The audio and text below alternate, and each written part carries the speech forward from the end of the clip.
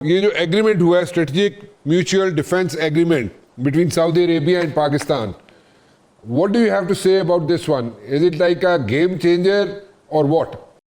देखिए राणा साहब के ये जो है हमने जो स्ट्रेटेजिक म्यूचुअल डिफेंस एग्रीमेंट किया है, ये एक मास्टर स्ट्रोक है पाकिस्तानी लीडरशिप का, पाकिस्तानी मिलिट्री का, और मैं कहता हूँ पाकिस्तानी जो है पॉलिटिकल और अस्करी क़यादत, इन्होंने मिलकर ये मास्टर स्ट्रोक खेला है। और जब आप स्ट्रेटेजिक का लफ्ज़ इस्तेमाल करते हैं तो उसका मतलब ये है कि इसमें जियोपॉलिटिकल भी डायमेंशन है, इसमें मिलिट्री भी डायमेंशन आ जाती है, इसमें इकोनॉमी आती है, इसमें पीपल टू पीपल कांटेक्ट आता है, और इसमें डिप्लोमेसी भी आ जाती है।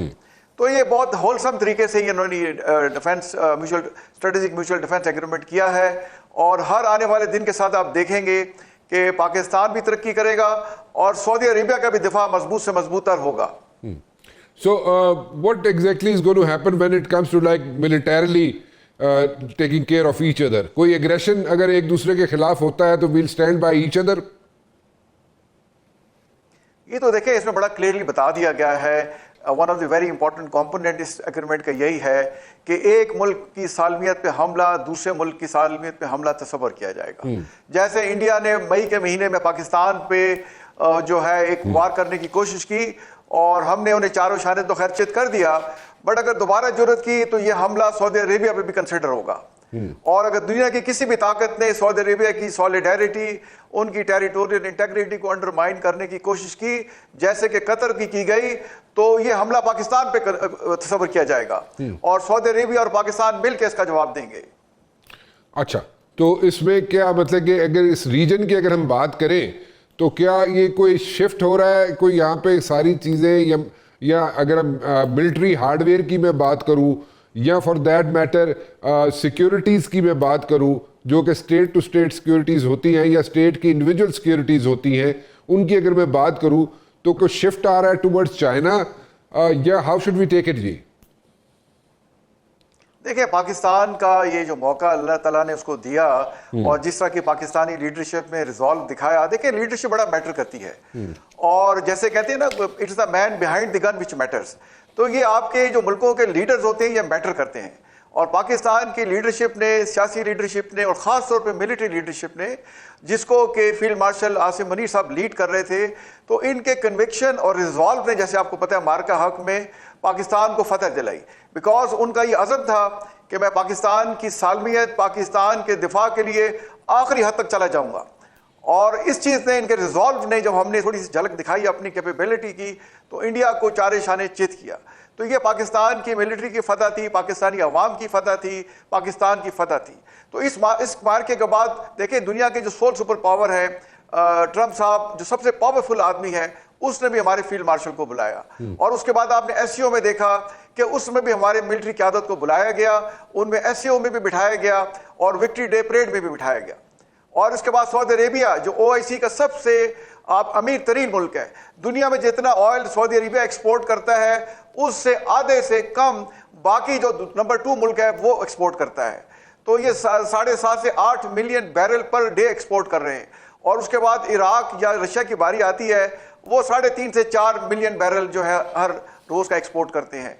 तो सऊदी अरेबिया ओआईसी में सबसे ज़्यादा अमीर मुल्क है। उन्होंने रियलाइज़ किया और उन्होंने जब देखा इराक का उसके साथ क्या हुआ, तो उन्होंने पाकिस्तान के साथ, पहले भी हमारे डिफेंसिव उनके साथ टाइज थे, बड़े क्लोज थे। मैंने खुद जो है as a young officer Saudi Arabian army की यूनिफॉर्म पहनी हुई है और वहाँ मैंने सर्विस की हुई है। और फिर हमने ये सारी वॉर स्ट्रेटजीज और ऑपरेशनल स्ट्रेटजी, मिलिट्री मेथोडोलॉजी भी है, ये सब मैंने, जब मैं इंस्ट्रक्टर था यहाँ एनडीयू में, तो 2005 में जाके हमने उन्हें भी सिखाई। तो उन्होंने देखा कि पाकिस्तानी जो है फौज का प्रोफेशनलिज्म में कोई जवाब नहीं है, तो उन्होंने हमारे से ये किया है और ये गेम चेंजर होगा। अब दुनिया की कोई ताकत पाकिस्तान को अंडरमाइन नहीं कर सकती और सऊदी अरेबिया को भी नहीं कर सकती, इंशाल्लाह। Are there any like challenges for Pakistan in the days to come जी? देखिए अब अपना राना मुबशर भाई, आपने खुद नेशनल डिफेंस कॉलेज अटेंड किया हुआ है और आपका शुमार वहाँ अच्छे स्टूडेंट्स में होता था और आपको सारी चीज़ों का ये पता है।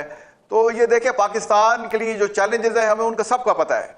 मैं समझता हूँ पाकिस्तान को कोई, पाकिस्तान का बैरूनी दुश्मन जरूरत नहीं कर सकता पाकिस्तान पे किसी किस्म की कन्वेंशनल वॉर को इम्पोज करने की।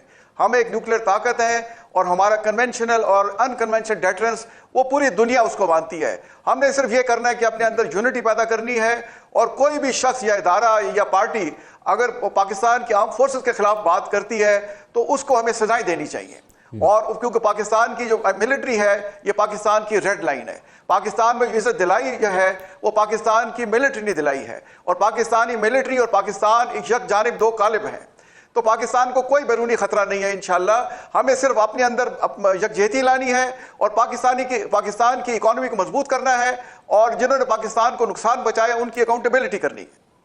जन साहब एक चीज़ बताइएगा, ये सारी जो एफर्ट्स थी फ्रॉम डे वन ये जो ली गई, ये फील्ड मार्शल आसिम मुनीर साहब का इनिशिएटिव था, और ये चीज़ें जाके ये एग्रीमेंट इसको जो कह लें हम, और स्ट्रेटेजिक म्यूचुअल डिफेंस एग्रीमेंट जिसकी हम मैं बात कर रहा हूँ, ये ब्रेन चाइल्ड जो था, ये इनिशिएटिव जो लिया गया था ये आसिम मुनीर साहब की तरफ से लिया गया था, और ये मैच्योर अब हो रहा है। सो एक गलत मैं इसमें कह रहा हूँ कोई चीज़, या आप इंडोर्स करते हैं इस चीज़ को? देखिए, मैं ये इस पे ये कहूँगा कि हम ये बातचीत तो पहले प्राइवेटली और 1-to-1 मीटिंग्स में करते थे कि सऊदी अरेबिया पाकिस्तान एक मिलिट्री ताकत है दुनिया की मानी हुई, और सऊदी अरेबिया दुनिया की एक बड़ी इकोनॉमी है। तो अगर पाकिस्तान और सऊदी अरेबिया मिल जाए तो ये बड़ी एक मुस्लिम उम्मा के लिए बहुत बड़ा एक जो है पेशरफ्त होगी। लेकिन ये जो लीडरशिप फील्ड मार्शल साहब ने दिखाई, उनकी मिलिट्री डिप्लोमेसी की कामयाबी है। और आपने ये भी देखा कि जब वहाँ पे हमारे वज़ीर आज़म साहब शहबाज शरीफ साहब जो एक बड़े मुतहरक और एक बड़े उन्होंने बड़ा इंपॉर्टेंट रोल प्ले किया है तमाम इन अचीवमेंट्स में, लेकिन प्रिंस मोहम्मद बिन सलमान ने आर्मी चीफ के साथ अलहदा भी बातचीत की, क्योंकि वो समझते हैं कि पाकिस्तानी मिलिट्री में कंटिन्यूटी है, और पाकिस्तानी मिलिट्री ने अपनी जो है बहादुरी का और प्रोफेशनलिज्म का सिक्का पूरी दुनिया में उन्होंने मनवा लिया है। तो ये जो हमारी ये कामयाबी है, जो मास्टर स्ट्रोक खेला गया है, इसमें हमारी सियासी क़यादत और ख़ास तौर पर मिलिट्री क़यादत दोनों मुबारकबाद के मुस्तहिक है। Thank you very much for talking to me Jan sahab, बहुत बहुत शुक्रिया आपका।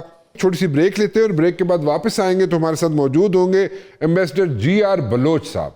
एक छोटी सी ब्रेक के बाद, ब्रेक पे जाने से पहले हमारे साथ मौजूद थे जनरल तारिक रशीद साहब, और जैसे कि मैंने आपको पहले बताया था हमारे साथ मौजूद होंगे एम्बेसडर जी.आर. बलोच साहब। एम्बेसडर साहब, ये जो हमारा एग्रीमेंट हुआ है strategic mutual defence agreement, do you think कि in the days to come इस रीजन में क्या उसके इम्पैक्ट होगा, number one, and number two, how will the west take it? Ji